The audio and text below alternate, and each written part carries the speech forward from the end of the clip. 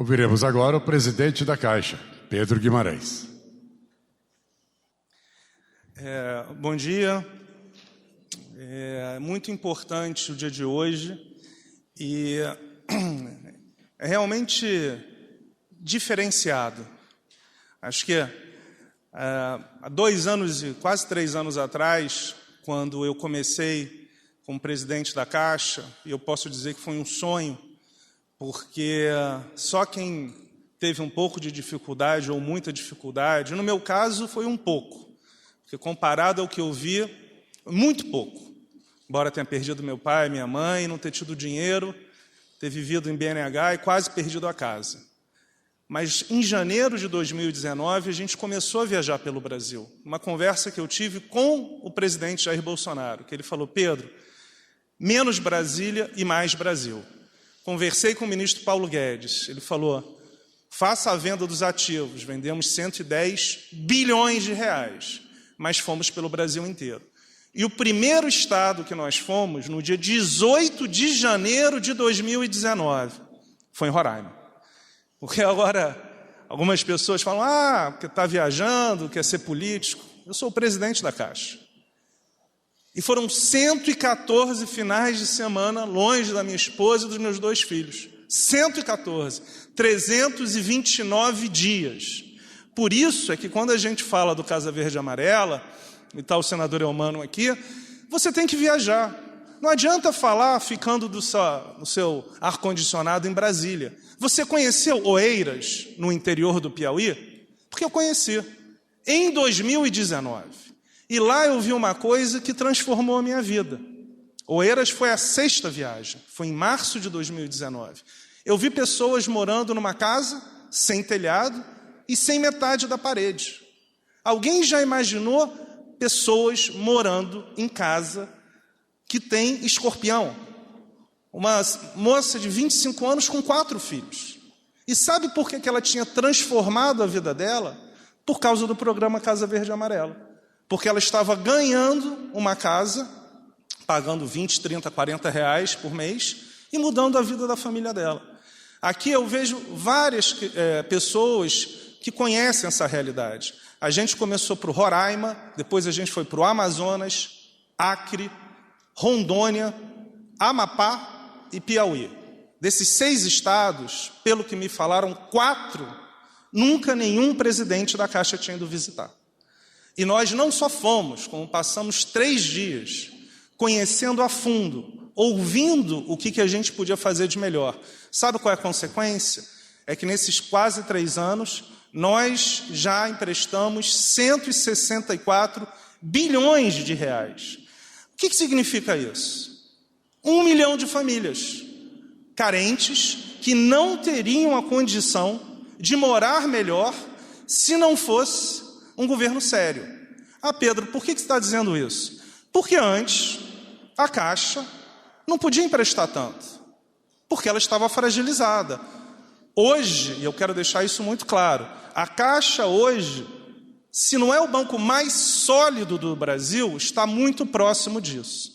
É um termo técnico, mas eu vou falar. Índice de Basileia. O nosso índice de Basileia é superior a 20%. Há 10 anos atrás, a história era muito diferente. Não era à toa que teve os problemas que teve. Mas hoje, não. E o que a gente faz? Pega esse resultado extraordinário e devolve como financiamento, por exemplo, popular. Porque o que o ministro Marinho vai passar aqui é isso, é um governo sério. O que eles fizeram? Reduziram ao máximo o ganho dos bancos. Tanto que hoje só tem um banco que opera o Casa Verde e Amarela, a Caixa. E eu acho isso correto. Por quê? Nós somos um banco social. Senão, para que precisa ser estatal? Se você for para emprestar para as grandes empresas e não for para quem precisa, não precisa ser estatal. Para mim, a razão de ser da Caixa Econômica Federal não é para emprestar para empresa grande. É para emprestar para quem não tem. É para emprestar para as microempresas. Vocês sabem disso. E eu afirmo, e eu quero agradecer todos os empresários aqui, porque, presidente, no momento sensível do ano passado, de abril e maio, quando o Brasil parou, eles não pararam. 2 milhões de empregos foram salvos.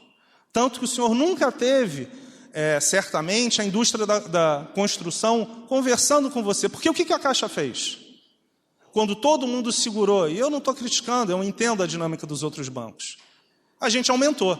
Da mesma maneira que amanhã a gente vai anunciar uma redução no crédito imobiliário, há 1 ano e meio atrás, quando todo mundo botou o pé no freio, a Caixa botou o pé no acelerador. E nós tivemos mais de metade do crédito fora do Casa Verde e Amarela. E 99,99% do Casa Verde e Amarela. Então, o meu ponto aqui, eu falei com o ministro Marinho, né, os detalhes, e são detalhes muito interessantes, ele vai passar. E o que eu posso falar aqui pelo governo federal, pela Caixa Econômica Federal? A Caixa nunca esteve tão sólida, nunca lucrou tanto. E qual é a consequência disso? A sociedade brasileira, as pessoas que mais precisam, nunca terão um apoio tão forte quanto agora. Nós estamos apoiando as micro e pequenas empresas, a parte de construção civil de baixa renda, e daqui a algumas semanas nós vamos lançar um crédito revolucionário para 100 milhões de pessoas pelo celular, pré-aprovado. Essa é a diferença dessa gestão que não fala, faz. Obrigado.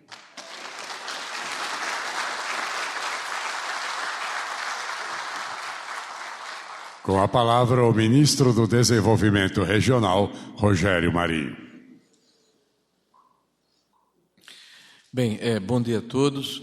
Quero saudar aqui o nosso presidente Bolsonaro, saudar o vice-presidente Hamilton Mourão, os ministros aqui presentes, em especial o meu amigo Roma, que é o ministro da Cidadania, o governador Denário, que está nos prestigiando. Obrigado, governador.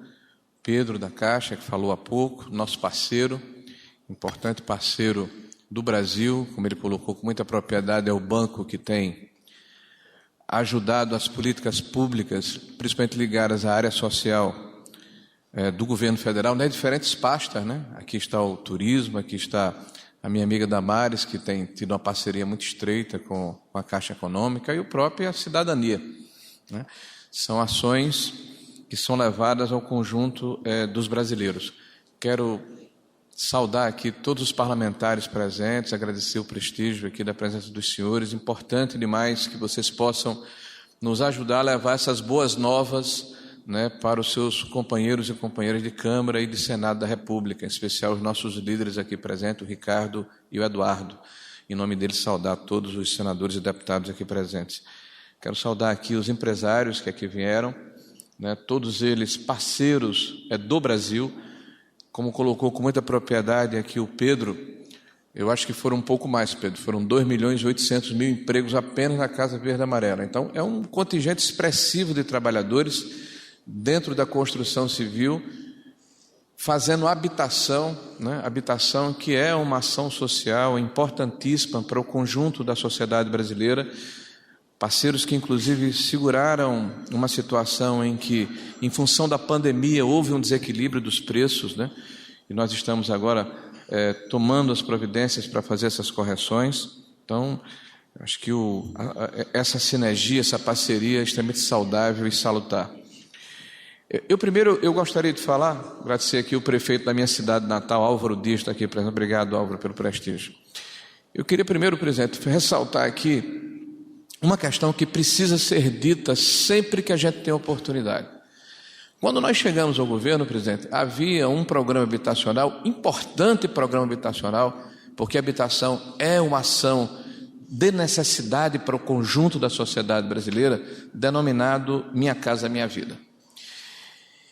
Mas os tempos eram outros, e são outros. Em 2015 e 2016, presidente, nós chegamos a ter um orçamento para habitação, apenas para o faixa 1, de 15 bilhões de reais, presidente. Não por acaso, em 2016, aconteceu o episódio das pedaladas fiscais. Não por acaso, em 2016, houve o impedimento de uma presidente da República em função da sua irresponsabilidade na gestão, né, das finanças dos recursos públicos. O Brasil praticamente colapsou e houve uma série de medidas no sentido de reorganizar as finanças públicas, inclusive o teto de gastos. Qual foi o resultado, presidente? Nós herdamos, quando entramos no governo, quase 200 mil unidades habitacionais paralisadas, presidente, porque houve uma descontinuidade das ações. Os projetos foram paralisados por diferentes motivos, mas a maior parte deles é porque as empresas não aguentaram, sucumbiram. E 200 mil sonhos de famílias brasileiras estavam desfeitos por todo o território nacional.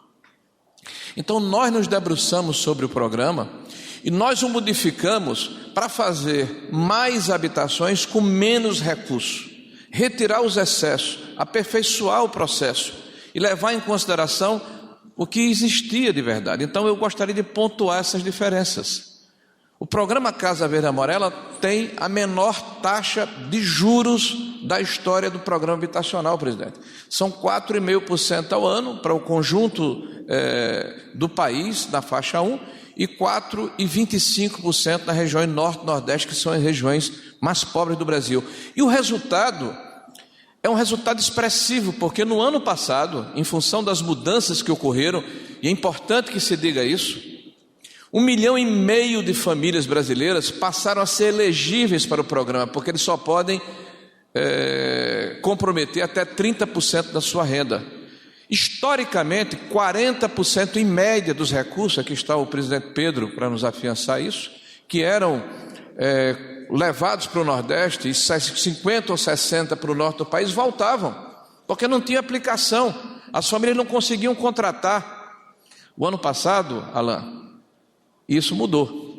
Nós tivemos um aumento de 25% de contratação no Nordeste, 13% no Norte, só 6% do recurso voltou. Presidente, o senhor está fazendo justiça com as regiões mais pobres e mais vulneráveis que precisam da atenção do governo. Isso precisa ser dito. Nós mudamos uma equação.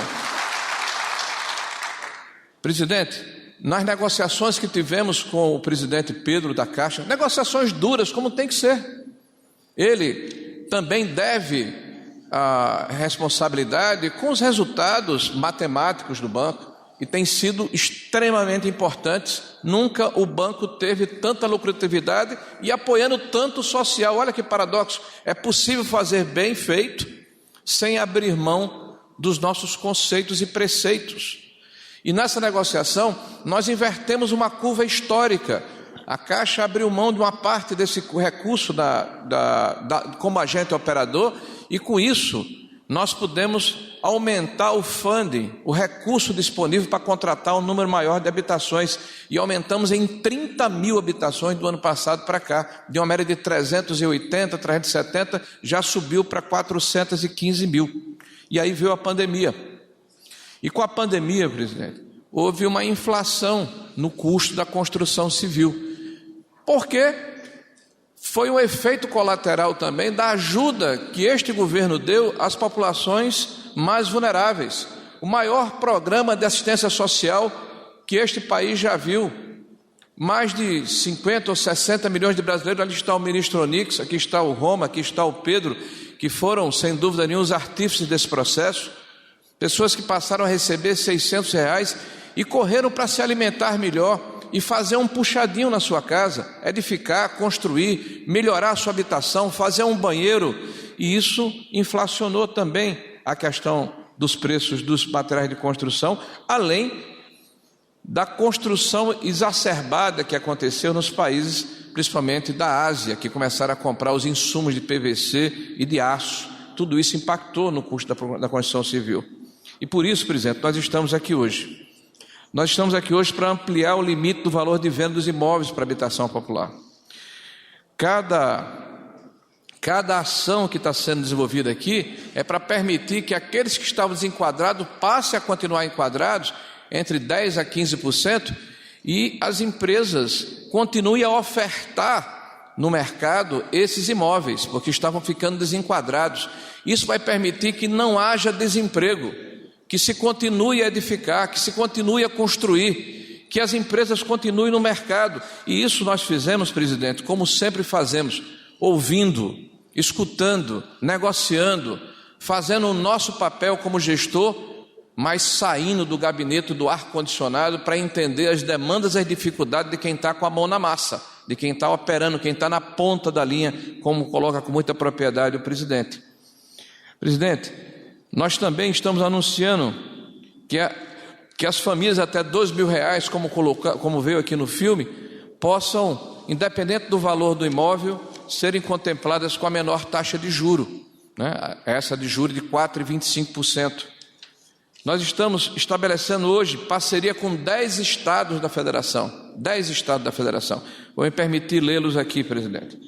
Esses estados, junto conosco, vão fazer um papel extremamente importante. Paraná, Mato Grosso do Sul, Mato Grosso, Rio de Janeiro, Minas Gerais, Roraima, Bahia, Ceará, Pernambuco e Alagoas. Inicialmente 10, temos mais 4 conversando. E o que significa essa parceria? Nós já damos um subsídio. Esse subsídio diminui a necessidade da entrada, porque a grande dificuldade de se ter acesso ao imóvel é ter o recurso suficiente para dar entrada, não é a prestação. Com essa parceria, os estados se comprometem conosco a investirem na infraestrutura, a entregarem os terrenos, a aportarem recursos para aumentar esse subsídio inicial, ao invés de 20%, ser 40%. Então, a prestação, 35%, 40%, a prestação do imóvel vai ficar bem menor e mais acessível para um conjunto maior de brasileiros. Nós estimamos inicialmente mais de 150 mil novas unidades habitacionais que serão ofertadas, além daquelas que estão disponibilizadas dentro do programa. Presidente, nós estamos também, hoje, trabalhando com a questão da redução de taxa de juros para as famílias da faixa 3. Então, nós vamos ter boas notícias amanhã, com certeza, aqui, que o Pedro vai nos dar. Eu já disse a ele que quero refinanciar o meu também, né, Pedro? Eu tenho um apartamento na Caixa, eu vou ver qual é a taxa que ele está utilizando. Mas o pessoal da faixa 3, nós não alteramos, porque tem um valor maior de remuneração. E agora nós estamos diminuindo em pelo menos 1% essa taxa anual, de 8 a 16 para em torno de 7 a 16. O que aparentemente é pouco, mas no impacto de um financiamento de 30 anos é bastante significativo, presidente. E nós estamos anunciando também, presidente, o aumento do funding, do valor que é investido no setor habitacional. Nós estamos aumentando, isso já foi objeto de discussão e de validação pelo nosso Conselho do Fundo de Garantia, os recursos disponíveis para 2022 em 10%. Nós vamos aumentar, em termos absolutos, o valor disponibilizado, deixa eu ver aqui os números, de 56 bilhões para 61 bilhões de reais disponíveis para a Casa Verde Amarela em 2022. Em 2023, para 64 bilhões. Em 2024, para 67 bilhões. Então, nós vamos sair de 56 bilhões para 67 bilhões de reais. Mais de 13 bilhões de reais disponíveis para se fazer financiamento de casa própria no Brasil. E, por fim, o anúncio que foi feito aqui por último, que é uma questão que aflige principalmente os municípios de menor número de habitantes. Foi lançado ainda nos governos anteriores um programa que permitia que 50 unidades, 30 unidades fossem construídas em vários lugares do Brasil, e essas unidades tinham um prazo de entrega até 2018. Mais de 50 mil unidades não foram entregues, presidente. Nós reabrimos esse prazo e vamos entregar pelo menos 30 mil dessas 50 mil unidades no próximo ano. Presidente, um marco que precisa ser realçado é que agora em junho, e eu vou repetir isso aonde eu estiver, mesmo com todas as dificuldades, nós entregamos em junho 1 milhão de moradias no seu governo, presidente. 1 milhão de moradias espalhadas por todo o território nacional, nas 3 faixas do programa Casa Verde Amarela. Então, isso nos dá a certeza de que esse é o caminho certo e que o programa não é o mesmo programa.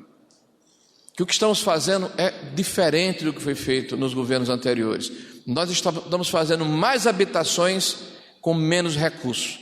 Nós estamos corrigindo os problemas que existiam.